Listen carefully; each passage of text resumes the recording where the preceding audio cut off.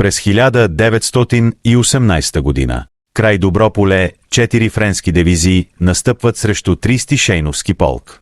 Съотношението е немислимо срещу един наш войник, 20 нападателя. Подпоручик Стратия Мазгалов е ръководителят на 11 човека и картечен бункер с 2 тежки картечници.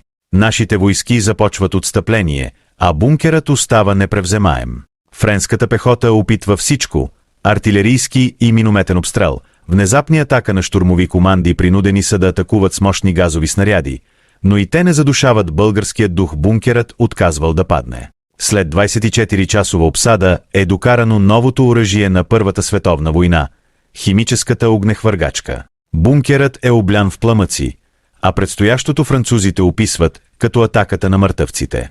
Хората вътре горели, но не спирали да стрелят. Всичките 11 загиват, ни показват на света как 11 човека и българският дух могат да задържат 4 дивизии.